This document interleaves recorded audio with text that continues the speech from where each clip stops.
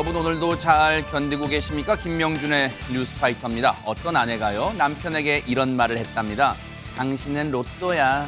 감동한 남편이 정말 하니까 안 맞아. 평생을 안 맞아. 네, 웃자고 한 이야기인데요. 그런데 현실에서 실제로 남편을 로또로 생각한 아내가 있다고 합니다. 이번엔 또 무슨 얘기냐고요?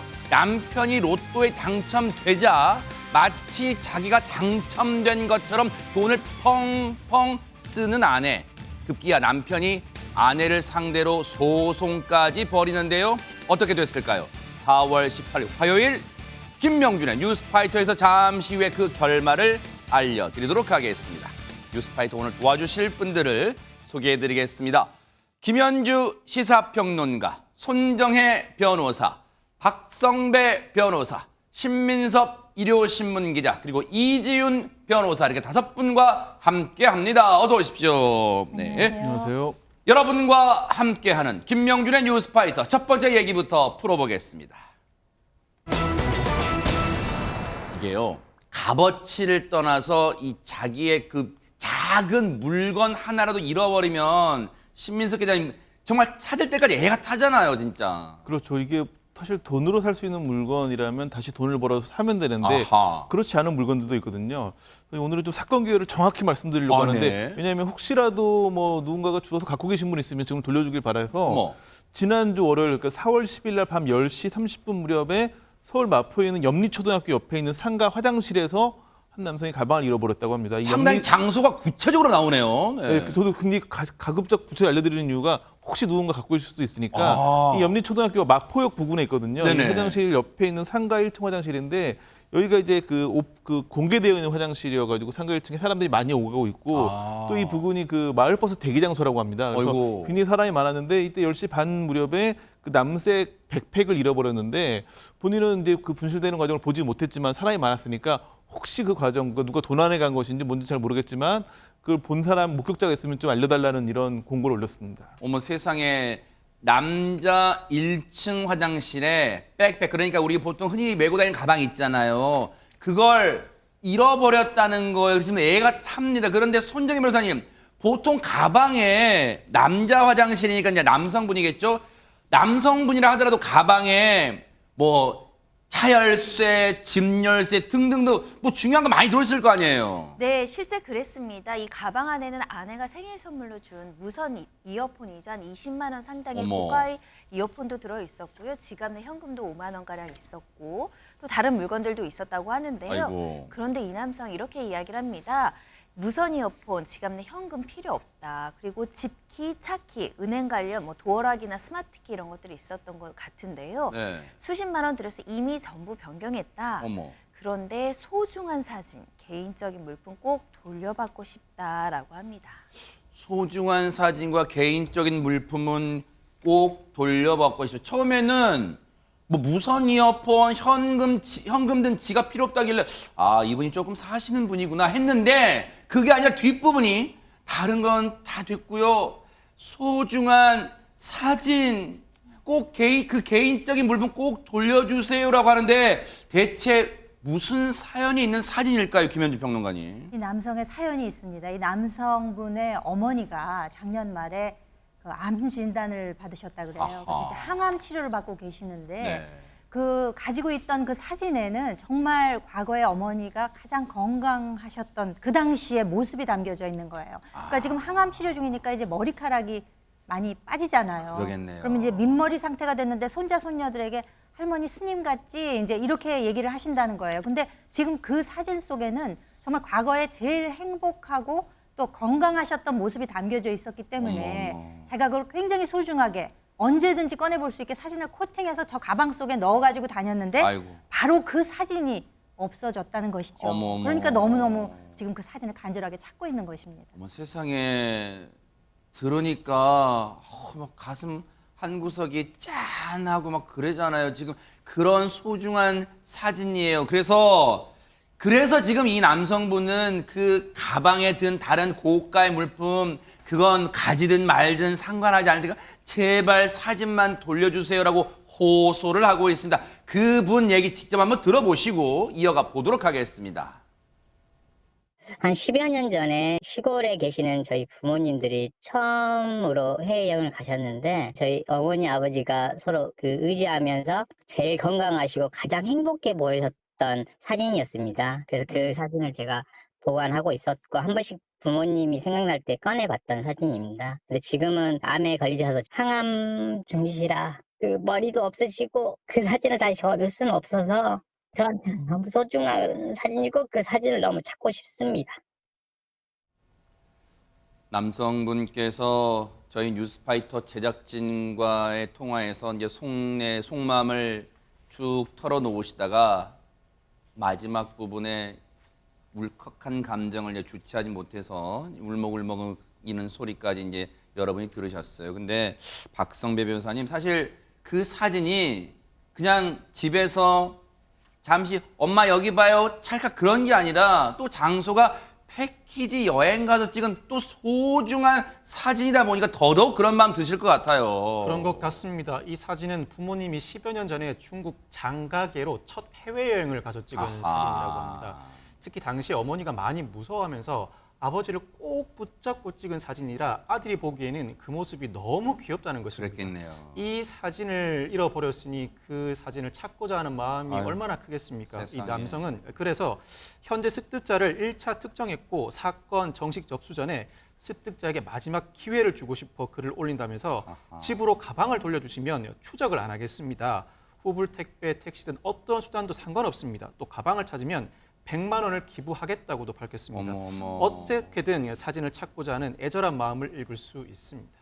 세상에 이제 이 가방인가 봐요. 이제 아마 이제 잃어버리시기 전에 이제 가방을 찍어놨겠죠. 뭐 보통 이제 뭐 이게 어떤 의미가 있는 가방이고 또 자기가 좋아하는 가방이면 또 찍어놓을 수 있잖아요. 그럼 아마 이제 저 가방을 잃어버리신 것 같은데 보니까 습득자 즉 가방을 가져간 사람을 1차로 특정했단 얘기는 많은 사람이 오가는 화장실이다 보니까 CCTV가 을에 있었을 것이고 그 CCTV를 돌려본 듯해요. 그러면 마지막으로 기회를 준다는 거예요. 그러면 이지훈 변호사는 아직 경찰에 신고는 안 한다는 겁니까? 어떻습니까 지금?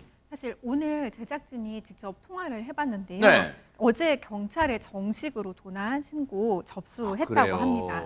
사실 남성은 죄송합니다. 남성은 가방에 사실 연락처가 적힌 명함을 두고 다녔다고 합니다. 그래요? 그렇기 때문에 반드시 진작 돌려줄 생각이었으면 돌려줬을 거라고 하며 이제는 합의가 없다고 강경하게 입장을 밝힌 사실이 있습니다. 아하. 사실 남성이 아까 통화 녹음에서도 들어봤듯이 어머니 걱정을 되게 많이 하는 효자인데 아직 어머니는 이 사실을 모른다고 합니다. 따라서 알게 되면 너무 걱정하실 것 같다라면서 우려를 표하기도 했습니다. 어머. 경찰이 남성을 찾게 될 경우에는 사실상은 점유이탈물 횡령죄로 처벌받을 수 있습니다. 주운 물건을 신고하지 않고 본인이 갖거나 다른 사람에게 판매한 경우에는 최대 1년 이하의 징역형이나 500만 원, 300만 원 이하의 벌금이나 과료에 처해질 수 있습니다. 아하. 혹시요, 손정희 변호사님, 방송을 저 가방 가져간 사람이 방송 보고 있다고 가정하고 만약 지금이라도요, 제가 잠시 나쁜 마음 먹었는데 이 가방 고스란히 안에 있는 고가 이어폰, 현금 등 지갑 다 고스란히 있고 사진도 고스란히 있어요. 다 돌려드릴 테니까 제발 처벌하지 말아주세요라고 한다면 진짜 처벌 안 받을 수 있습니까? 일단은 정식으로 고소장을 접수하지 않으면 또 경찰에서 방송 보고 인지수사를 할 가능성은 열려 있지만 정식 접수 안 하면 수사가 이루어지지 않고 처벌까지 가지 않을 가능성이 굉장히 많다라고 말씀드릴 수 있고요. 네. 특히 이제 정황상 절도나 횡령의 혐의가 이제 적용될 여지가 있지만 수사로 입건이 된다고 하더라도 이미 피해 변제를 다 한 거잖아요. 상당히 정상에는 참작이 될 것으로 예상이 됩니다. 혹시라도 정말 자수할 용기마저 안 난다면요, 마지막으로 이렇게 호소할게요. 거기에 피해자분의 연락처가 든 명함이 있잖아요. 그러면 자, 현금 같은 거 탐났다고 쳐요. 100번 양보해서. 그러면 그거 다 가지더라도 이분의 호소처럼 그 사진은 돌려주세요. 그러면 용기 안 나죠? 경찰서 갈 용기. 그러면 그 전화번호로 공중전화든 어디든 자신의 휴대전화 말고 다른 이용해서 연락을 해서 내가 어디에 뒀으니 가방 찾아가세요라고 제발 그렇게라도 해주세요. 그래야지 이 애타게 사진 찬 남성분, 더 나아가서 지금 항암 치료 중이신 그 어머님의 웃음을 다시 찾을 수 있지 않을까, 찾아드릴 수 있지 않을까, 그런 생각 해봅니다. 제발 뉴스파이터가 이렇게 간절히 호소드립니다. 기대를 해보도록 하겠습니다. 자, 지금 시각이 4시 30분을 이제 막 넘어섰습니다. 지금 여러분께서는 처음 본 사람은 있어도 한 번만 본 사람은 없다는 바로 그 방송, 김명준의 뉴스파이터와 함께하고 계십니다.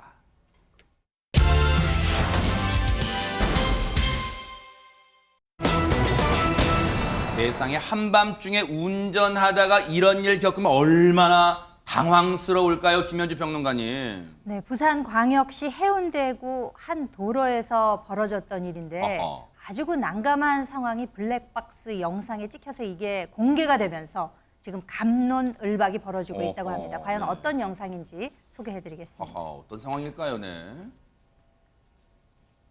술에 취한 것으로 보이는 한 남성이 횡단보도를 건너지 않고 도로 위에서 돌아다니면서 뭐 하는 거예요? 직진하려고 있는 차들을 지나가지 못하도록 지금 하고 있는 건데요. 어머머머머머머. 이 남성은 인도로 가나 싶으면 다시 돌아와서 같은 행동을 반복합니다. 남성은 차를 막아 세우다가 다른 차선의 차가 출발할 낌새를 보이면 어머. 또다시 그 앞으로 달려드는 행동을 반복하는데요. 이런 위험천만한 행동은 무려 20분이 넘게 지속되었다고 합니다. 어머, 황당한 게요. 지금 차들이 사람이 무서워서 피해 다니는 지금 형국이에요, 지금 신민석 기자님. 그거는 사실 저희도 아이들에게는 차를 조심하라고 계속 얘기를 하는데 저도 운전하면서부터는 사실 이게 차랑 사람이랑 어느 게 더 무서운가, 사람이 훨씬 무섭긴 하거든요. 그러겠네. 물론 차량과 사람이 충돌하면 사람이 많이 다치긴 하지만 운전자 입장에서도 사람을 치는 사고가 가장 무섭기 때문에 조심하게 되는데 저런 식으로 지금 그냥 막아버리면 굉장히 답이 없거든요. 왜냐면 뭐 다른 상황이라 어떻게 피해야겠지만 저 그 달려들기 때문에 해서 그때 그 블랙박스 제보자 얘기를 들어보면 시속 5km 정도로만 이동을 했다고 합니다. 시속 5km 정도면 살살 굴러가는 수준인데 그러네요. 조금만 속도를 내려고 하면 달려서 막기 때문에 근데 저 상황에서 행여라도 사고가 나면 물론 뭐 책임 누가 있는지 떠나가지고 굉장히 그 운전자 입장에서는 굉장히 트라우마가 될 수 있기 때문에 25분 정도 기다리다가 이 제보자 같은 경우에는 저 남성이 차차로 막는 상황에 틈을 타가지고 빨리 빠져나갔다고 하는데 뭐 굉장히 좀 짜증도 나고 좀 공포스러운 순간이었겠죠. 그러네요. 지금 이게 횡포잖아요. 횡포. 술에 취했는지 안 취했는지는 단언할 수 없지만 행동이 일단은 정상적이지는 않아요. 그런데 저러다가 사고가 나면 박성배 변호사님, 이거 오롯이 운전자가 책임져야 되는 거예요? 제 설명 납득하기 어려우실 수도 있는데 현실에서는 실제로 사고가 발생하면 차량이 일정 부분 책임을 져야 할 것 같습니다. 어머 세상에. 역설적이게도 이 남성이 오랜 시간 도로 위에 서서 통행을 방해하고 있는 상황이라 어머. 운전자 입장에서는 미리 이 사고를 예견하고 회피할 가능성이 있다고 평가받을 것 같습니다. 허허. 다만 실제로 사고가 발생한다고 하더라도 운전자가 자동차 종합보험에만 가입되어 있다면 중상해가 아닌 한 직접 형사 책임을 부담하지 않고 보험회사가 민사 책임을 부담한다 하더라도 과실상계, 대폭 손해 감량은 이루어질 것입니다. 자, 그런데 제보자분의 말씀에 따르면 아직 저 상황에서 차랑 이 저 행패를 부린 남성이랑 부딪히지는 않은 것 같아요. 다행히. 그렇다면 손정혜 변호사님, 갑자기 이 대목도 궁금해집니다. 저런 식으로 차들에게, 운전자들에게 겁박을 주는 행위 자체, 저 행위 자체는 처벌할 수 없어요? 우리 이제 형법에는 교통방해죄라는 게 있습니다. 그러니까 원활하게 이제 도로에서 차들이 교통에 통제받지 않고 운행을 해야 되는데 지금 보시면 뭐 짧은 시간만 보셨지만 최소 10분, 20분 가량한 교통방해 상황이 벌어졌고 세상에, 저거 좀 봐요, 또 고의성이 다분히 보이는 행동을 하고 있죠. 지속적, 계속적으로 차량들을 막고자 하는 고의도 엿보이기 때문에 교통방해죄로 의율할 수 있어 보입니다. 아하. 사실 저런 일들이 저게 지금 해외 사례가 아니에요. 국내란 말이에요. 저런 일이 갑자기 내가 오늘 밤에라도 낮이든 밤이든 운전하고 가는데 내 앞에 딱 저런 일이 벌어지지 않으란 법 없잖아요. 근데 이지훈 변호사님, 혹시 저럴 때 무서워하고 갑자기 또 유턴할 수도 없잖아요. 그럼 또 사고 날 수 있으니까 어떻게 해야 됩니까, 대처를? 사실 저렇게 오랜 시간 이렇게 도로 교통을 방해하고 있을 때에는 가장 좋은 거는 경찰에 먼저 신고를 한 뒤에 아. 경찰을 통제를 받으면서 안전하게 이동하시는 것이 가장 좋을 것 같습니다. 아하. 일단은 경찰분의 도움. 왜냐면 저 때는 다른 뒤에 차량 운전자가 빵빵하지는 않을까. 왜? 앞에 상황을 충분히 볼 수 있는 상황이니까 뒤 차도 이해할 테니까 일단은 가만히 멈춰서 경찰의 도움을, 신고를 통해서 도움을 받는 게 제일 안전한 방법 같다. 왜? 앞서 보면 이 사람이, 저 행패 부린 사람이 1차로 막을 때 4차로 차가 확 지나갔잖아요. 마치 도망가듯이. 이게 왜 운전자가 도망을 가야 되는 그런 상황이 됐습니까? 저 행패 부린 사람 좀 딱 검거를 해서 좀 따끔한 맛을 보여줬으면 하는 그런 간절한 마음도 있습니다. 자, 그런가 하면 차량을 막은 사람들 이번에 또 있답니까? 또 있다고 합니다. 박성배 변호사님. 이 주차장에서 나가려면 요금 정산을 해야죠. 이번에 소개해드릴 사건은 주차 요금을 정산하는 차단기 앞에서 발생했는데 어허. 바로 영상으로 확인해 보시겠습니다. 이 주차장을 빠져나가기 위해서 출구 쪽으로 이동하는 승용차 한 대가 보입니다. 네. 이 주차 요금을 정산하는 차단기 앞에서 차를 딱 멈춰 세우더니 네. 이후로 가만히 움직이질 않는 모습입니다. 이후에 건물을 빠져나가려는 다른 승용차들이 이 차량 뒤로 줄을 서기 시작하는데요. 네. 그 줄이 길어지면서 주차장 안쪽까지 이어집니다. 네. 줄이 점점 길어지니까 이게 도대체 무슨 일인가 싶어서 시민들이 문제의 승용차에 몰려드는데요. 네. 자, 이내 창문 너머로 손에 카드를 쥔 채 잠들어 있는 운전자를 발견하게 됩니다. 어머. 아니, 주차장을 빠져나와서 앞서 영상 보면 주차장에서 쑥 빠져나와서 차단기까지 앞에까지 잘 왔잖아. 근데 카드를 손에 쥐 왜 잠들었어요? 혹시 너무 저 차단기까지 거리가 먼 거예요? 카드를 넣기가 어땠습니까?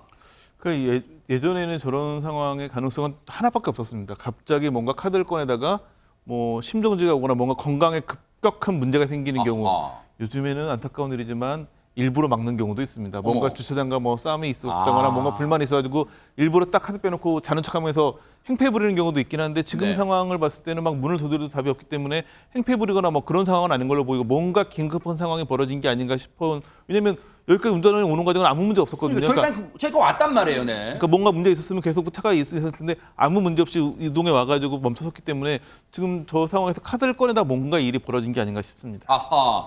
지금 보세요.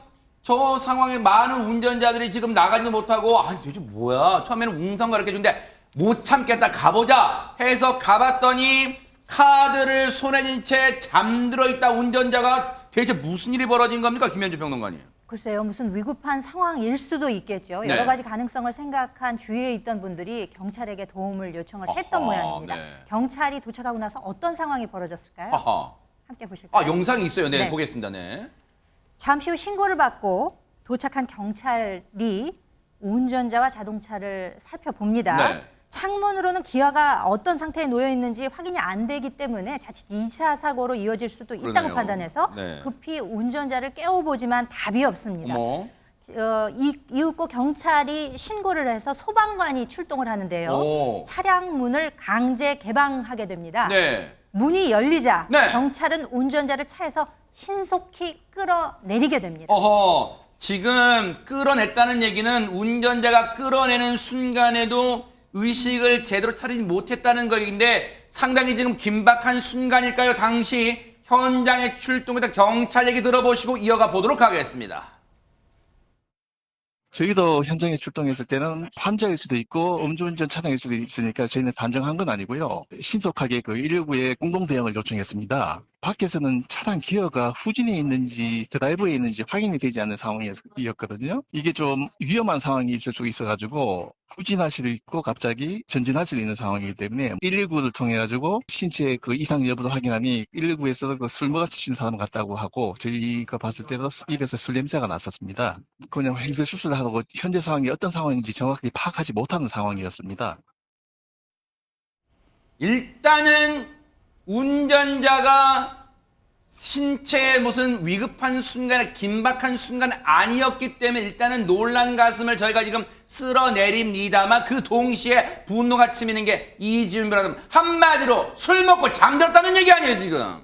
그렇습니다. 운전자가 사실 지금 술 냄새 났다고 했잖아요. 네. 다들 놀라서 출동했는데 음주 측정 결과 면허 취소 상태 정도로 아하. 반치였다고 합니다. 네. 따라서 해당 운전자는 사실상 도로교통법 위반 음주운전으로 검거가 됐다고 경찰이 아하. 밝혔습니다. 이게요, 굳이 따지면 손정혜 변호사 차라리 저 운전자 입장에서는 주차 정산 차단기 앞에 딱 섰기에 오히려 망정이 저 상태로 카드 긁고 나가서 도로를 무법천지로 질주했다면 더 큰 사고 날 뻔했어요, 진짜. 네, 굉장히 아찔한 상황인데 다행히 차단기에서 잠이 들어서 어떻게 보면 큰 사고를 막을 수 있었다고도 보이는데요.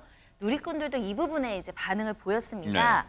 차단기가 음주운전 차단기해줬네라는 아하. 반응도 있고요. 네. 도로 나가기 전에 검거돼서 다행이다. 그리고 술 마셨으면 대리기사 부릅시다. 얼마나 깊게 잠들었으면 강제 개방할 때까지 못 일어나냐. 정말 만취 상태로 추정이 되는 상황입니다. 사실 우리 네티즌 분들은 참 지혜롭기도 하고 또 현명하기도 하고 또 재치가 있어요. 주차 차단기가 음주운전 차단해줬네요. 아, 이것도 어떻게 이런 말을 또 만들어낸지 모르겠지만, 근데 중요한 게요, 이게 그냥 웃고 넘길 사안이 아닙니다. 왜 뉴스파이터가 요즘 거의 하루에 한 건 정도씩은 음주운전 사건 사고를 말씀드리잖아요. 도대체 대한민국의 음주운전이라는 단어가 언제쯤 사라질까요? 이게요, 그냥 뭐 장난을 넘길 사안도 아니에요. 음주운전은 다른 사람의 생명을 앗아갈 수 있는 흉기라는 거 정말 명심에 또 명심을 해 주시기 바라며 정말 부탁을 드리겠습니다. 자, 여러분과 함께하는 김명준의 뉴스파이터, 이제 다음 얘기로 넘어가 보겠습니다. 어허, 제목 보세요. 뭔가 식당에 문제가 생긴 걸까요? 박성배 변호사님. 요즘 식당들 배달도 많이 하죠. 이 사건은 배달 음식과 관련된 사건인데 어허. 부산 해운대의 한 오피스텔에 거주하는 30대 여성. 네. 이 여성은 평소에도 배달 앱을 자주 이용해왔고 지난 2021년 6월 배달 앱을 이용해서 고가의 음식을 주문합니다. 네. 그런데 이 여성 곧바로 음식값을 결제하지 않습니다. 배달 기사에게 계좌번호를 알려주면 음식값을 곧 송금하겠다고 합니다.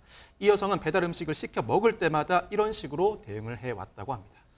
아니 근데 여기까지만 들으시면 시청자분들 중에도 나도 급할 땐 일단 시켜고 저 배달기사님 계좌번호 이체해 드릴 테니까 불러주세요 라고 하는데 라고 생각하시면 많으실 거예요. 그러면 여기까지만 들으시면 이지훈 변호사님 크게 문제될 상황 같지는 않은데요. 어떻습니까? 네, 사실 계좌로 음식값을 입금해 주겠다까지는 괜찮은데 네. 그 다음에 입금을 안 했기 때문에 어머, 문제가 어머. 되고 있습니다. 사실 이 여성은 이 같은 수법으로 2021년 6월에서 7월 사이에만 배달시켜 먹은 음식이 진짜 너무 다양해요. 뭐 시켜 들면 먹었는데요? 초밥, 햄버거, 커피, 맛있긴 하겠다네. 디저트, 맥주까지 너무 다양한 음식을 시켜 먹었다고 합니다. 어머. 그렇게 무려 54회에 걸쳐서 207만 원어치를 먹고 입금하지 않고 지불하지 않고 먹튀했다고 합니다. 네. 아니 근데 신민섭 기자 일단은 나쁜 행동을 한 거예요. 근데 이해가 안 되는 게 이게 지금 한두 차례가 아니라 54차례에 걸쳐서 207만 원, 이게 금액으로 치면 얼마 안 되는, 정말 아니에요. 이게 자영업자분한테는 얼마나 큰 돈입니까? 모이고 모이면. 근데 이게 왜 한두 차례 정도가 아니라 54차례 정도까지 글쎄 이게 계속 됐을까요? 뭐 신고 안 된 거예요? 제가 보기에는 그 다양한 음식을 시켜 먹었다는 얘기가 힌트인 것 같은데 아마 업체를 계속 바꾼 것 같습니다. 앱은 하나지만 앱에서 결제하지 않고 현장 결제하겠다고 신청해놓으면 앱에서는 전혀 이게 필터링이 안 되기 때문에 뭐 업체마다 사실은 업체가 뭐 음식점을 하는 건 아니지만 요즘 얘기 들어보면 더 무서운 건 뭔가 악플 달리는 거죠. 그러니까는 뭐 한 건 정도 계좌이체 하겠다고 하고 안 하면 뭐 내일 하시겠지 하고 이렇게 잊고 가는 경우가 많아서 아마 계속 누적되다가 어느 순간에 누군가가 신고를 하면서 이게 다 들어간 것 같은데 아무래도 음식점 입장에서는 뭐 손님이 바쁘시겠지 내지는 아유 뭐 이런 손님도 있네 하면서 아마 별점 같은 거 막 테러하고 하는 손님보다는 나으니까 그냥 한 건 정도 잊고 하던 게 이렇게 많이 쌓인 것 같아 보이면서 된 것 같고 이렇게 되면 사실은 이제 현장에서 결제금을 받아야 되는 운전기사분도 그 배달기사분도 좀 애매해지고 그런 상황인데 아마 저렇게 207만 원이 쌓였던 얘기는 그런 식으로 계속 그냥 별 신경 안 쓴다고 생각하면서 아마 상습적으로 이렇게 한 곳에 두 번만 안 하면 된다는 생각으로 하지 않았을까 싶습니다. 그러네요. 이지훈 변호사님과 신민석님 설명을 종합해보니까 딱 그래요. 왜냐하면 일단 시켜 먹은 음식 종류가 다양하다 그랬잖아요. 보세요. 초밥, 햄버거, 맥주, 얼씨구, 술까지 먹었다요. 커피, 디저트, 뭔가 음식점 업체를 쇼핑하듯이 돌아가면서 했고 그러다 보니까 54차례까지 이런 파렴치한 짓을 한 거 아닌가 추정이 되는데 문제는 이 여성의 파렴치한 짓이 이게 다가 아니라면서요, 김현주 평론가님. 그러니까 이 30대 여성이 튀지도 않고 먹튀를 한 거죠. 어허, 자기 집에서. 그러네요. 근데 그 앞서서 그 같은 해 4월에 더 아주 희한한 일을 벌입니다. 뭘까요? 해운대구의 한 돈가스 전문점을 방문을 하게 됩니다. 네. 그러면서 그 음식점에 가서 네. 본인이 이야기하기를 내가 드라마 작가인데 어허. 웹 드라마를 곧 촬영하려고 하는데 네. 그 장소를 지금 섭외 중이다 라면서 마치 이 식당을 그 장소로 할 것처럼 그렇게 이야기를 한 거예요. 어허. 그러면서 협찬비를 요구하게 됩니다.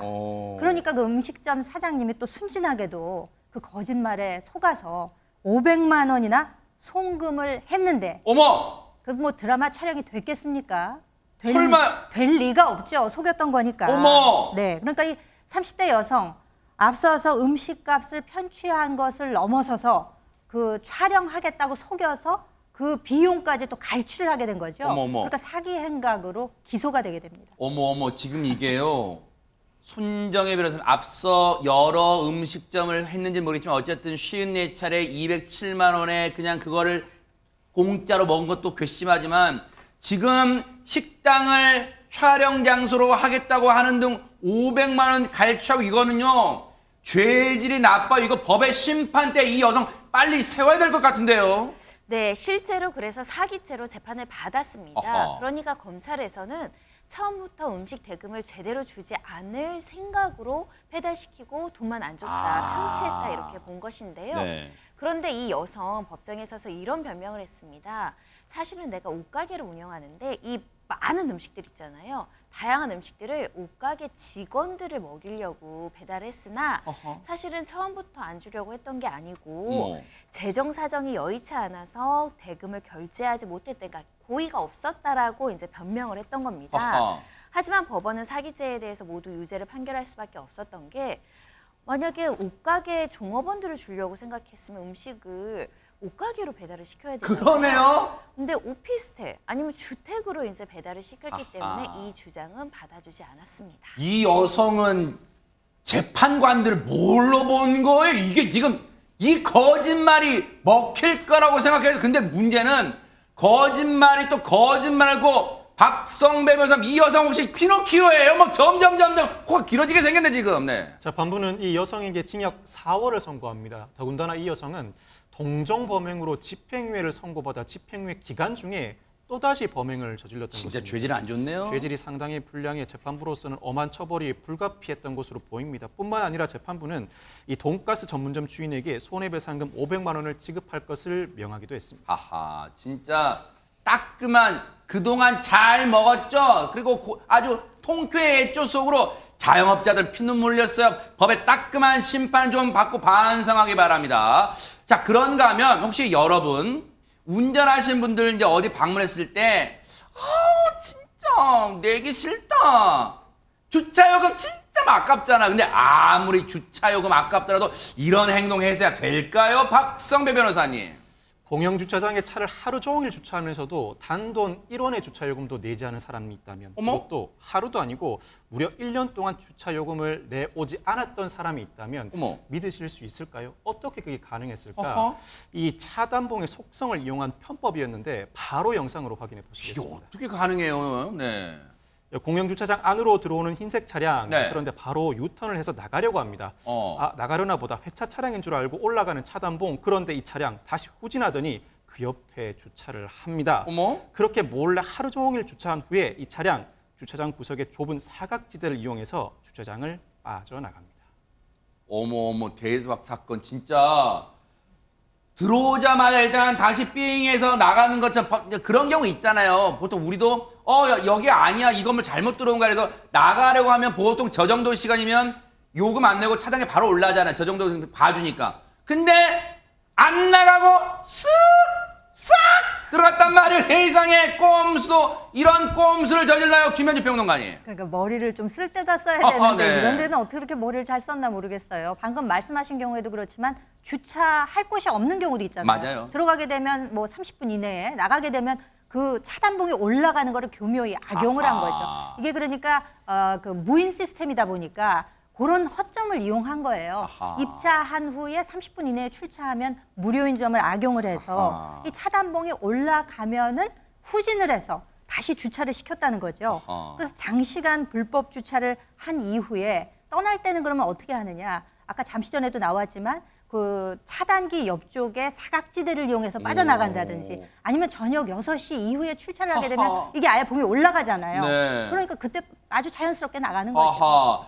보세요. 저 차량은 물론 저 사각지대가 우연히 있을 수도 있지만 저 장소를 미리 파악했을 가능성도 배제할 수 없는데 이런 식으로 이런 꼼수로 이런 파렴치한 방법으로 1년이나 이런 식으로 돈을 안 내왔대요. 근데 손정혜 변호사님 이게 돈으로 치면 얼마예요 진짜? 네, 작년 3월부터 최근까지 주차장을 다수 이용해 오면서 이렇게 대금을 지급하지 않은 횟수가 120여 차례나 된다라고 합니다. 이것을 다 합산해서 계산을 해봤더니 총 118만 원 가량에 이르렀다고 하는데요. 네. 운전자 주차장 자주 이용해서 수법을 알게 됐다라고 진술한 것으로 전해집니다. 아하. 이게요. 이지윤 변호사님 금액이 뭐 얼마 100만 원대다 이런 걸 떠나서 정말 진짜 불량스러운 행동이잖아요. 이거 어떤 죄에 해당하는 거예요? 사실 이처럼 차단기처럼 유료 자동화 설비를 부정하게 이용을 해서 예를 들면 뭐 공중전화도 있을 거고 아니면은 자동 판매기 같은 거 있잖아요. 네. 이런 것을 사실상 정당한 이용 요금을 지불하지 않고 이용을 했을 경우에는 편의시설 부정 사용죄에 해당합니다. 네. 따라서 이 남성은 20대 남성은 편의시설 부정 이용 혐의로 이 건에 지금 조사 중이고 있는데요. 아하. 사실 이 제목으로 처벌받게 되면 3년 이하의 징역이나 500만 원 이하의 벌금에 처할 수 있습니다. 아, 근데요. 신민섭 기자님, 불현듯 이런 생각이 들어요. 이런 수법에, 이런 얌체, 이런 꼼수 부리는 사람이 저 운전자만 있지는 않을 것 같다는 생각이 들어요. 제가 보기에는 저분이 뭐 엄청난 사전조사에서 이 방법을 알게 된 게 아니라 아마 우연히 저렇게 후진 한번 했는데 이렇게 되네라고 방법을 알게 된 것 같고 네. 이게 범죄가 아주 강력 범죄들 같은 경우에는 범죄 사실을 최대한 감추려고 노력을 합니다. 아하. 근데 이런 거 같은 경우에 야 니네 그거 알아? 이렇게 하면 주차비 안 낸다? 이런 얘기를 자주 하게 됩니다. 또 이런 거는 그럴 수 자랑하듯이. 있겠습니다. 아. 그렇기 때문에 이분이 처음 이 방법을 알게 된 걸 수도 있고 본인도 누군가한테 이렇게 술자리에서 들어가지고 해봤더니 된 걸 수도 있기 때문에 네. 문제는 다른 주차장에서 이러한 비슷한 일이 또 있을 수도 있는 거죠. 어머. 제주도에 지금 공영주차장이 한 70여 개 되는데 이 가운데 80%가 무인 시스템이라고 합니다. 아하. 그래서 좀 제주도는 지금 좀 다른 공영주차장에 대한 전수조사를 진행하고 있고 아예 좀 주차장 운영 시스템 자체를 좀 개선하는 방향까지도 좀 알아보고 있는 중이라고 합니다. 제발 우려되는 게 이 영상 보고 와 저런 게 있었네 나 오늘 처음 알았네. 진짜 이런 행동 하지 마세요. 진짜 제가 이런 지시란 표현 안 할 테니까 좋게 지금 말씀드릴 테니까 그런 행동 하지 마세요. 할 생각도 하지 마세요. 그냥 주차 요금 아까우면 조금 부지런하게 대중교통 이용하세요. 이런 꼼수 부리다가 딱 적발됩니다. 그때는 망신당하지 말고 꼭 바른 생활 하시기 바랍니다. 꼭 권장합니다. 자, 여러분과 함께하는 김명준의 뉴스파이터 이제 다음 얘기로 넘어가 보겠습니다. 자, 분위기 바꿔볼게요. 당신이 내 로또야. 네, 얼핏 이 얘기를 들으면 매우 달달한 고백 같은데 이게요 실상은 그게 아니라고 합니다. 박성배 변호사님. 지난 2020년 6월 한 남성이 세종의 복권 판매점에서 로또를 구입합니다. 그런데 이 로또가 1등 무려 35억 원에 당첨됩니다. 대박 사건. 대박이 터진 것이죠. 어머. 이 남성 당시 교제하고 있던 여성에게 당첨 사실을 알리고 세금을 제외하고 24억 원을 실제로 수령합니다. 아하. 그러자 이 여성 남성에게 결혼하자고 조르기 시작하는데 아하. 이렇게 당첨 한 달도 되지 않아서 두 사람은 혼인 신고를 하게 됩니다. 야, 일단 오늘 방송 끝나고 세종시 달려가야 되나요? 아무튼 뭐 그런 농담이었습니다. 그런데 요새요 최근에 그런 기사가 있었어요. 너무 결혼 어떤 이 뭐 비용이 많이 들어서 결혼 엄두도 못 낸다는 젊은 남자들 많다고 하는데 근데 로또 됐다는 그 사연 듣자마자 우리 결혼하자라고 한다는 거예요. 그러면 로또 당첨 한 달 만에 혼인 신고를 그래서 하게 됐네요. 그렇죠. 뭐 비용이 마련됐으니까 살 거처도 마련하고 뭐 좋은 일이죠. 뭐 자연스러울 수 있어요. 네네. 네, 결혼하면 좋은데 근데 이제 이 남성분이 네. 결혼 혼인 신고를 하면서 아하. 아마 그 여성이 빚이 좀 있었던 모양이에요. 빚을 갚으라 라면서 이제 4천만 원을 주게 됩니다. 어머 천사표예요 진짜. 근데 이제 부부가 된 이후에도 지속적으로 이 부인이 이제 돈을 남편한테 이제 요구를 한다는 거예요. 맡겨놨어요? 모르죠. 그러니까 어허. 주택 구입 비용, 집을 좀 사겠다 이러면서 이제 돈을 계속 달라고 한 거예요. 일단 부부잖아요. 혼인 신고했으니까 부부 맞죠, 네. 그러니까 이 남성이 6억 원을 음흠. 주택 구입 자금으로 건네게 됩니다. 아하. 근데 이후에도 네. 계속해서 이런저런 명목으로 돈을 더 달라 이렇게 부인이 요구를 하는 거예요. 네. 그러니까 2021년 1월부터 3월까지 아내에게 총 3억 4,500만 원을 더 주면서 어허. 총 9억 8,500만 원이 이제 건네간 거죠. 네. 그러니까 이 여성은 그 돈으로 아파트를 한 채 구입하게 되었다고 합니다. 아니 얘기를 부부긴 한데 얘기를 들으면 듣는 제3자인 우리들 입장에서 좀 찜찜한 게 신민석 기자님 아내가 남편한테 돈을 좀 왕창 맡겨놨어요 지금?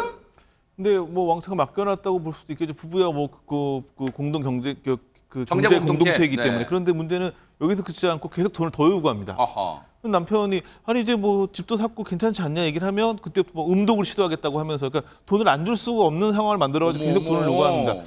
이런 상황이 이어지니까 남편은 그 건디기 굉장히 힘든 상황이 되는 거죠. 아니 남편분 입장에서 자기야 이거 로또 됐지만 우리 좀 전략하고 살아야지 이럴 때마다 돈 달라고 안 되잖아 라고 했을 수 있잖아. 근데 그때마다 이거 입 밖으로 꺼내기도 진짜 민망한 그런 시도하기다. 나 진짜 어떻게 할 거야 라고 협박을 하니까 돈을 더 뜯어낼 수 있었다는 거예요. 근데 박성배 변호사님 얘기를 들어보니까 이 아내 입장에서 남편이 로또야가 아니라 남편은 내 호구야 뭐 이런 거 같아요 지금. 결국 두 사람은 파경에 이르고 맙니다. 어허. 남편은 아내에게 그동안 지급한 돈을 돌려달라고 요구하는데 아내는 7천만 원밖에 돌려주지 어머! 않습니다. 그러자 남편 2021년 5월경 아내를 상대로 이혼 소송을 제기하게 됩니다. 아이고. 이 소송에서 그동안 건넨 돈의 반환은 물론 음독 시도를 통한 협박에 대한 위자료를 지급하라는 주장을 하게 되는데 그러자 아내 별도의 이혼 소송을 제기하고 아울러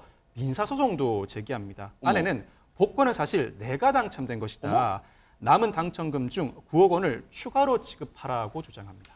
와 대박 사건입니다 진짜. 이게요 무슨 사연이 아니 실제 있었던 일이에요. 그런데 와 아내란 사람의 행동 정말 방귀 낀 놈이 성낸다는 격으로 지금 이런 상황. 근데 지금 아내가 뭘 잘했다고 이혼 맞소송을 걸어요 지금? 일단 이 이혼 소송에 대한 결과 1심 판결은 지난해 6월에 나왔습니다. 재판부는 어떤 판단을 했냐면 오히려 남편에게 이제 재산을 돌려줘야 된다, 소유권을 반환하라는 판결을 내렸는데요. 아하. 아내가 남편에게 받은 돈으로 사실은 샀잖아요. 그렇죠. 그러니까 6억 4천 상당의 아파트 소유권 남편에게 지분 이전해줘라. 네. 그리고 더불어서 재산 분할로 5천만 원을 지급하라. 아하. 위자료 1천만 원도 지급하라. 이런 네. 1심 판결이 나왔는데 총 7억 상당입니다. 아내 그럼에도 불구하고 항소했고요. 항소심도 아내의 주장을 기각했습니다. 네. 현재 대법원에서 또 사건이 진행되고 있는데요. 저 아내 끈질기는 대법원까지 갔어요 진짜. 대박 사건. 네. 근데 이렇게 판단이 나올 수밖에 없는 것이 지금 보시면 2020년 7월에 결혼해서 2021년 5월에 이혼 소송이 제기됐다는 거는 이 결혼한 지 1년도 안 돼서 소송이 제기가 됐죠. 원래 이 로또 대금은 남편의 특유 재산이잖아요. 아하. 그럼 1년 동안 이 아내가 한 기여가 얼마나 있겠어요. 아. 그러다 보니까 재산 분할 기여도도 굉장히 인정받지 못했거나 이것은 특유 재산이니까 반환하라는 취지로 법원이 판단했을 수밖에 없고 네. 특히 위자료가 아내에게 이제 책정이 됐다는 것은 이 혼인관계 파탄의 책임은 아내에게 있다. 이런 판단이 나온 겁니다. 하하, 그나마 남편분 입장에서는 우리 사법부가 딱 정신 똑바로 차리고 판결해 준 덕분에 일단은 이 구사일생 위기에 모면한 거예요. 그런데 그 아내가 소송을 제기하면서 이유 둔 끝에 빵당 시츄에이션 또 있잖아. 이준 변호사님 이랬단 말이에요. 복권은 사실은 제가 당첨된 거여서 이거 무슨 근거로 이게 주장하는 거예요? 네, 아내의 입장은 이렇습니다. 남편이 복권에 만약에 내가 1등 당첨되면 그중에 실수령액 중에 20%는 남편이 가지고 나머지 80%는 다 나한테 준다고 그런 약정을 했다는 거예요. 네, 그래서 사실 그렇지만 실제로 소송 이제 와, 보면 네. 남편이 돈을 갖고 있었잖아요. 계속. 네. 그리고 조금씩 받았는데 네. 사실 남편이 그럼 이 여성분이 이렇게 말해요. 남편이 사실상은 이거를 보관하고 있다가 나한테 증여해 준 건데 나중에 내가 달라고 할 때는 언제든 이걸 원할 때 돌려주기로 했다라고 얘기를 했다고 주장을 했어요. 네. 그랬더니 여기에 대해서 남편이 법원에서 이러죠. 아, 황당하다. 나 그런 약정한 적이 없다라고 했고 법원도 그 사실관계를 보니까 이렇게 증여했다는 약정했다는 그런 어떤 증거도 찾아볼 수가 없다라고 해서 남편 손을 들어줬습니다. 네. 마치 스포츠에 이렇게도 공격해보고 저렇게도 공격하고 돈을 뜯으려고 이렇게도 공격하고 저렇게도 공격하지만 다 이 사법부란 든든한 방패 덕분에 이 남편분은 자신의 재산을 그나마 다 되찾고 막아낼 수 있었던 거예요. 그런데 김현주 평론가 씁쓸한 게 예전에 그런 기사가 있더라고. 로또 거액 1등에 당첨된 그 사람의 가정이나 가족이 뭐 다 그런 건 아닙니다만 상당히 불행해지는 경우가 다반사다 뭐 있는데 이 사연이 아니 진짜 이 사건 보니까 진짜 그러네요. 그렇죠. 그러니까 의도치 않았던 일확천금이 생겼을 때 그 가정이 파탄이 나고 그 재산도 다 어디로 사라져버리는 이런 일이 너무나 많다는 거잖아요. 네. 근데 이런 경우는 조금 또 결이 다르지 않나 아하. 싶어요. 왜냐하면 완전히 로또를 목적으로 해서 결혼한 게 아닌가 싶을 정도의 어머. 점입 가경의 행태를 보이지 않았습니까? 네. 정말 씁쓸하지 않을 수 없네요. 그러니까요. 이게요. 진정한 사랑이 있기는 있는 거야라는 또 물음표를 우리에게 던지는 그런 판결 아니었나 그런 생각해 봅니다. 사람한테 받은 상처 이 남편분 글쎄요. 다른 좋은 분 다시 만나기를 또 응원해 보도록 하겠습니다. 자, 여러분과 함께하는 김명준의 뉴스파이터 이제 다음 얘기로 넘어가 보겠습니다. 자, 분위기 바꿔봅니다. 이름만 들어도 와하하 묵직합니다. 김호중 씨 오랜만에 소식을 전해왔는데 대박 사건 도대체 어디를 그렇게 접수를 하고 다니라 바빴던 걸까요? 영상부터 만나보시고 이어가 보도록 하겠습니다. Ma il mio mistero è chiuso in me, il nome mio nessun saprà, no, no, stileguano te tramontate stelle,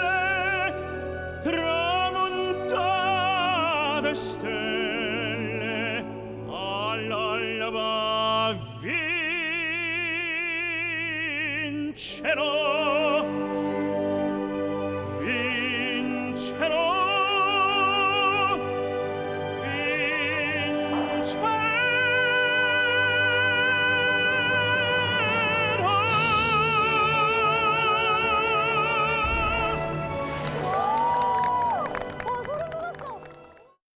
신민섭 기자님, 저 무대가 무슨 일반적 공연 무대는 아닌 것 같은데요? 그건 참 다양한 데를 많이 다니시는데 지금 얼핏 봐도 테니스장으로 보여지죠. 아, 테니스장요, 네, 옆에 연예인들이 나오는 거 봤을 때 예능 프로그램이겠죠. 아하. MBN에서 국내 최초의 테니스 예능 프로그램인 내일은 위닝샷이라는 프로그램을 만드는데 거기 그 테니스 예능, 와. 이 테니스 예능의 창단식에 참가한 모습인데요. 네. 이게 사실 모든 공연장이 실내인 이유가 이게 아무리 노래를 잘해도 이게 다 소리 각도가 계산이 돼야 되고 그러네요. 실내 공연장에 있어도 다 돔 형태로 이렇게 파여 있고 이런데 아. 이렇게 열려 있는 테니스장에서 노래를 한다라는 게 굉장히 부담인데 저렇게 소리가 나올 수가 없는데 또 김호중 씨는 그 어려운 걸 해내네요. 이야. 네, 굉장히 그 좋은 공연이었고 특히 이제 김호중 씨가 이 노래를 고른 이유가 되게 눈길을 끄는데 이게 이제 그 넬슨 도르마라는 유명한 뭐 그런 성악곡인데 그렇죠. 마지막에 빈체로 네. 하는 부분에 이 빈체로가 네. 승리하리라는 뜻이거든요. 아하. 그래가지고 이 뭔가 이기기 위한 스포츠팀의 창단식이기 때문에 이렇게 준비해 온 것 같습니다. 네. 어디 차 타고 갈 때 빈 채로 간다는 게 아니라 그 빈 채로 승리라는 거예요. 그런데 내일은 위닝샷이란 테니스 예능, 국내 최초 테니스 예능이에요. 근데 그 창단식 축하 공연 자리라는데 아무리 그래도 축하 공연은 이해가 되는데 테니스랑 김호중 씨가 대체 그럼 어떤 인연이 있을까요? 궁금하시잖아요. 영상 보시고 이어가 보도록 하겠습니다. 감독님이시죠? 이영택 감독님. 축구로 연이 예, 축구 잘해, 축구 잘해. 아니 근데 저희가 한 곡만 들을 순 없잖아요. 네. 아무도 태클 걸지 마라라는 메시지를 담아서 어떻게 살았냐고 묻지를 마라 이리저리 살아 쓰거라 착각도 마라 그래 한때 삶의 무게 견디지 못해 긴긴 세월 방황 속에 청춘을 묻었다 에이헤이하 속절없는 세월 탓해서 무얼해 되돌릴 수 없는 인생인 것을 지금부터 뛰어 앞만 보고 뛰어 내 인생에 태클을 걸지 마. 그럼 제가 좋은 기운을 드릴 수만 있다면 한번 열심히 한번 파이팅! 파이팅! 멋진 스타였습니다. 시원한 시타까지 했는데 그 순간 옆에 계신 박성배 변호사님 코웃음을 쳤어요. 저 정도는 하시죠? 아닙니다. 네네. 못합니다. 큰일 납니다. 그 이상 한다고. 아, 저도 못하세요. 근데 못합니다. 썩소를 지으시는데 순간 썩소 지으셔야 되는데. 아닙니다. 아하, 네. 예. 이 김호중 씨 한국 테니스계 레전드인 이영태 감독과 특별한 인연이 있어서 아, 그래요? 장단식에 축하 네. 공연을 하러 왔다고 하는데 이 축구를 통해 맺어진 인연이랍니다. 연예인 축구단이 한 예능 프로그램에 출연하면서 인연을 맺게 됐다고 하는데 이날 축가를 부른 김호중 씨에게 남자 테니스 팀이 만들어지면 그때 꼭 참여해달라는 제안들이 쏟아졌답니다. 그렇지만 김호중 씨 거절합니다. 어머. 그때도 와서 축가만 부르고 가겠다고 했는데 그 이후 이영택 감독님이 되도록 라켓은 잡지 말라고 했다고 합니다. 그래서 이영택 감독도 네. 김호중 씨가 팔 쓰는 거랑 발 쓰는 게 다르다면서 웃음을 전해주기도 했습니다. 이야. 근데 앞서 뭐 접수했다는데 손정혜 변호사 그럼 이 테니스단 예능 테니스단 이 창단식만 접수한 거에 뭐 다른 걸 접수 안 했어요? 아니죠. 예능 프로그램뿐만 아니라 미국을 접수했다는 소식을 제가 어머. 전해드릴 텐데요. 먼저 LA로 가보시겠습니다. 어허. 김호중 씨가 한국인 최초로 네. 버그리 시어터에서 공연을 열었고요. 보시면 굉장히 관객들이 꽉 차 있는 모습 어머머. 보실 수 있는데요. 네. 무려 4천 명의 관객이 이제 입장을 해서 콘서트를 즐겼다라고 하는데요. 네. 또 뉴욕도 접수를 했습니다. 야, 이게 공연 장면인가 봐요, 진짜. 어머. 네. 네. 뉴욕으로 가서 그 더 비콘 시어터에서 한 2,800명의 관객과 호흡을 했다라는 소식인데요. 네. 국내에서도 굉장히 많이 사랑을 받았던 사라쏘, 고맙소, 그리고 어느 60대 노부부의 이야기 애인이 되어주길 어머. 열창하면서 깊은 감동을 선사했다라고 하는데요. 네. 결국 김호중 씨 한국뿐만 아니라 미국에서도 통한다는 것이 입증이 됐습니다. 대박 사건. 저 사진 속에 곳곳에 보이던 그 보랏빛 물결이요. 그 김호중 씨 팬들의 고유 색깔인데 많은 분들이 저 공연 어땠을까 궁금하시잖아요. 미국 공연 어땠을까? 그래서 뉴스파이터가 단독으로 입수했습니다. 그 영상 보시고 이어가 보도록 하겠습니다.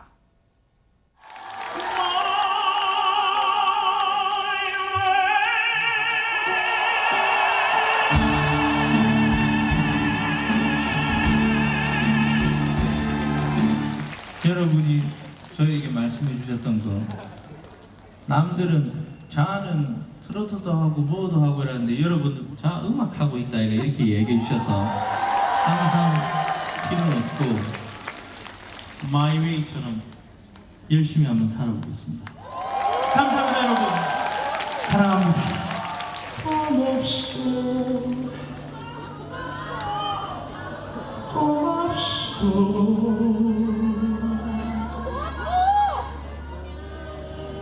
늘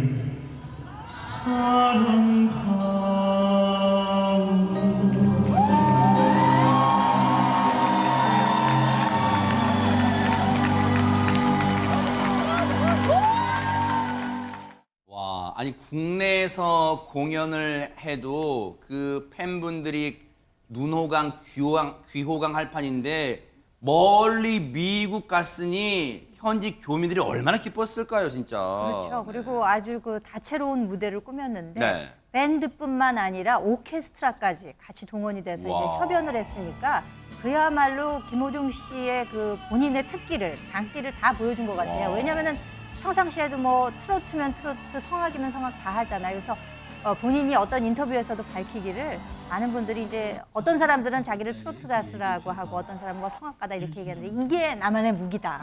이런 거 다 할 수 있다라는 것이. 그렇지만 본인은 노래쟁이로 불러줬으면 좋겠다 이런 얘기를 했다고 하고요. 네. 그리고 그 팬 여러분들이랑 함께 저 공연이 끝나고 난 다음에 인증샷도 많이 촬영을 했다 그래요. 네. 그리고 그 아리스라고 하죠. 본인 팬클럽. 아하, 네네. 네, 많은 분들과 함께 행복한 시간을 보냈다고도 하고 또 메시지도 남겼습니다. 네. 함께한 추억을 가지고 그리움의 계절에서 함께 만나자. 야. 뭐 이런 멋진 말도 또 남기면서 서로에게 힘과 행복을 주는 그런 공연이 아니었나라고 자평을 했습니다. 얼마나 행복했을까요, 공연 내내. 그런데 사실 김호중 씨 노래 중에는요, 오늘같이 비 오는 날 들으면 딱 어울리는 그런 노래도 있으니 한번 들어보시고 이어가 보도록 하겠습니다. 떠내려가는 저 기억들 사랑은 지나간다 그대 맘은 어떠실지 혹시 거기 나도 사는지 그 가슴 한켠을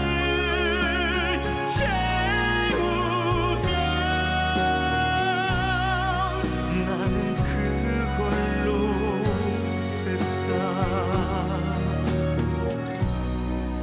그거면 난 살겠다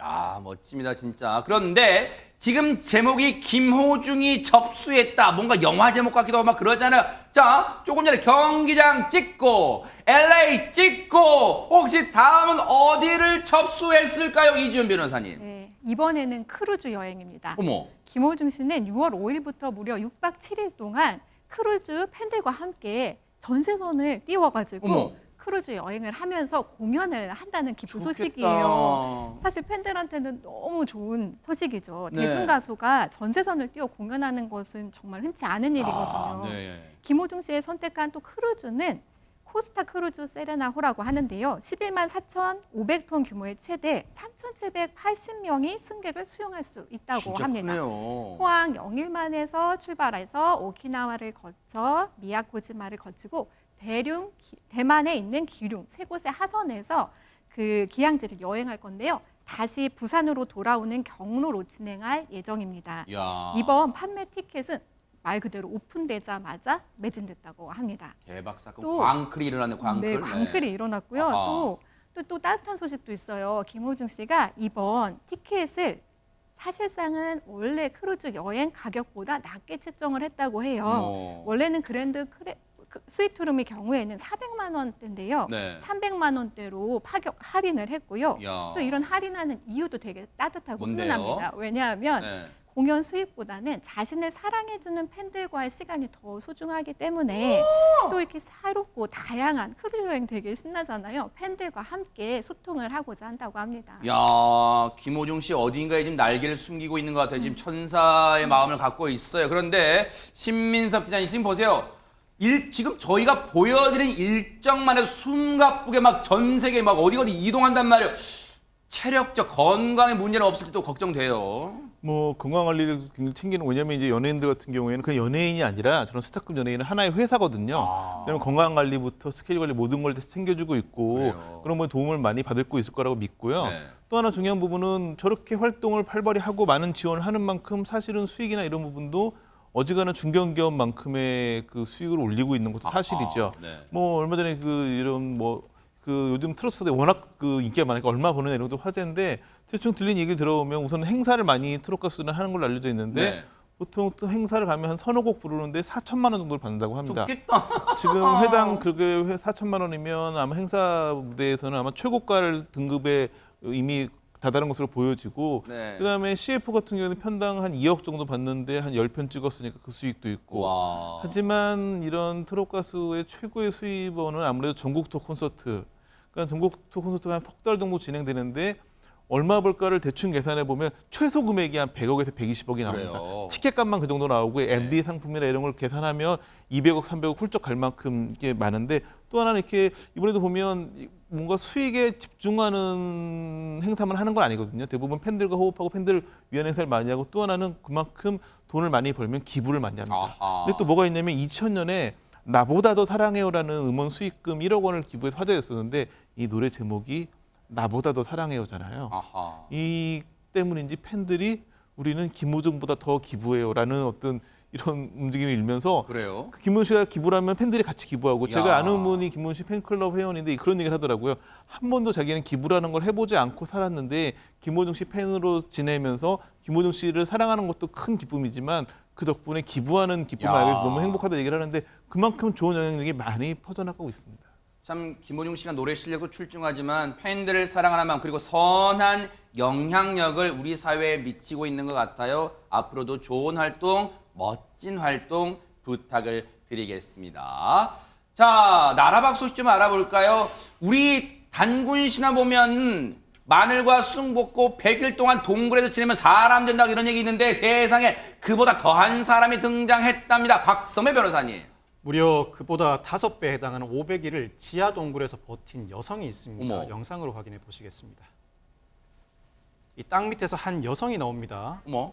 자, 그러자 주변에 모여있던 사람들 박수를 치기 시작하는데 그 이유는 바로 이 여성이 무려 500일 동안 지하 동굴에서 혼자 생활하다 나왔기 때문입니다. 어머머머. 이 전등 없이는 한 채 빛도 없는 곳 그곳에서 운동도 하고 그림도 그리고 음식도 해 먹으면서 버텨냈다고 합니다. 바로 이곳인가 봐요. 저 지하에 70m.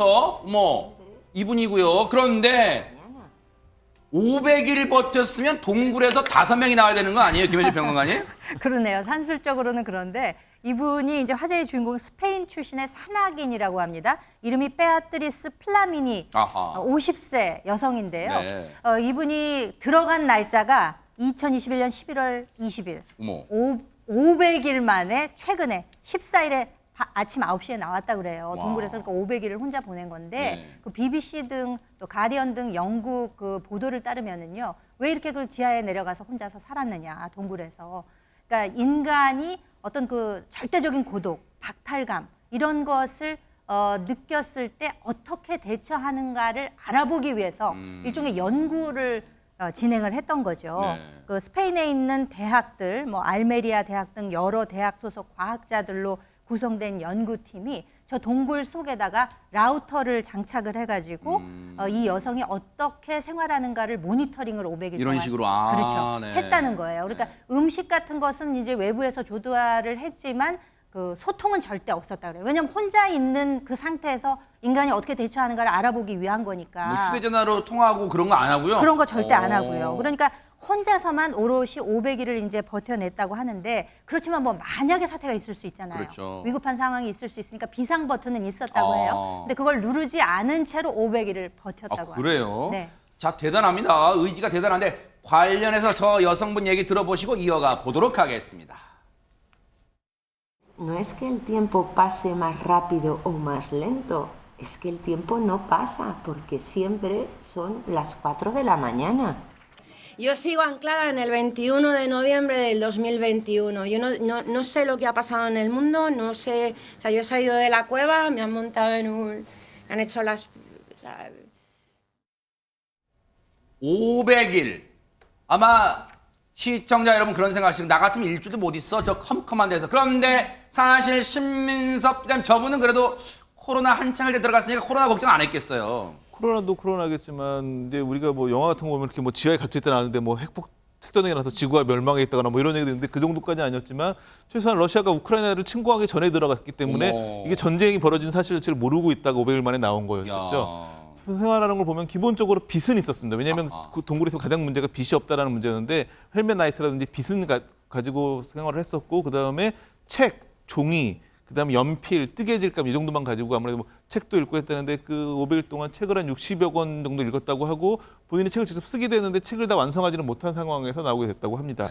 책을 완성하지 못한 이유가 들어가서 한 67일 정도 지나니까 이제 시간의 흐름을 잃었다고 합니다. 그러니까 지금이 하루가 지났는지 이틀이 지났는지 모르고 있는 상황이었고 이제 나오라고 했을 때도 왜 빨리 나오라고 하지? 이 생각으로 나왔다는데 그때 본인 계산으로는 한 160에서 170일 정도 있었다 생각했는데 500일이 지난 거죠. 그러니까 책을 한 권 쓰려고 했는데 본인은 계산에는 160일밖에 안 지났기 때문에 천천히 쓰다 보니까 책을 완성하지 못한 상황에서 나온 거였는데 이렇게 굉장히 뭐 시간이 완전히 고립되는 상황이었기 때문에 그런 부분이 어려움이 있었지만 더 큰 어려움은 동굴에 파리들이 들어와가지고 애벌레를 낳았다고 합니다. 아이고. 근데 그때도 그랬었는데 나중에 보니까 이 파리들이 다 깨어나가지고 온몸을 다 덮을 정도로 해서 그 파리가 가장 좀 힘든 일이었다고 하고 용변은 해결할 곳을 정해놨기 때문에 어려움이 없었는데 500일 동안 샤워는 한 번도 못해서 아이고. 가장 먼저 샤워를 하고 싶다는 그런 의견을 밝혔습니다. 어쨌든 대단합니다. 500일 동안 말동무도 없이 지냈다는 저 여성의 의지, 참 인간이 참 대단하다 그런 생각을 해봅니다. 그런가 하면요. 동네 안전 지키기 위해서 이분이 나타났다고 하는데요. 김현주 평론가님. 홍반장이 아니고요.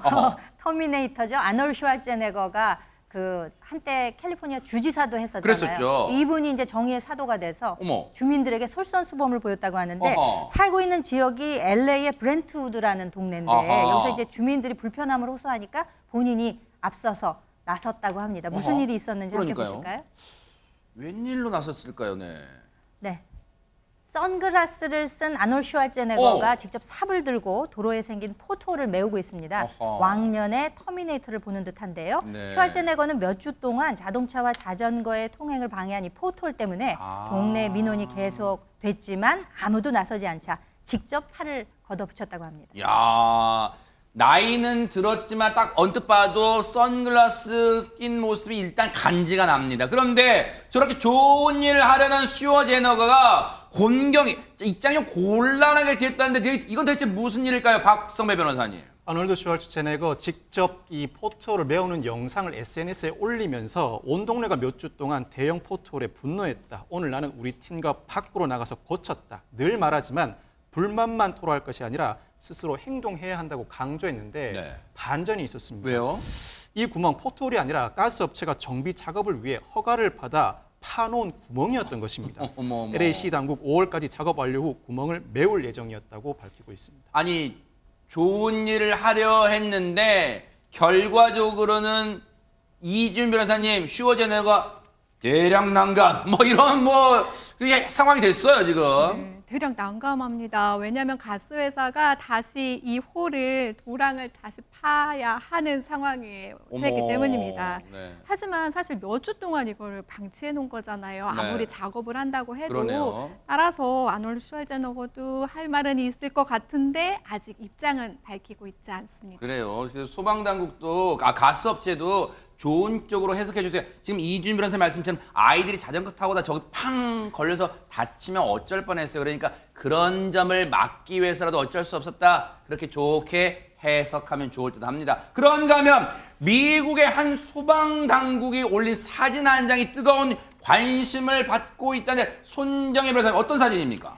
네, 지난 8일 오후 5시경에 올랐던 사진인데요. 같이 보시면요. 네. 미국의 매사추세츠 한 주에 이제 주차된 차량 유리창을 보시면 될 것 같아요. 어허. 소방호스 보이시나요? 지금 주차된 소방차 한 대 그리고 옆에 소화전을 가로막고 있는 차량 한 대 사이에 보시면 소화전과 열견된 호스가 유리창 통과해서 지금 소화전 뽑는 장면을 보고 계십니다.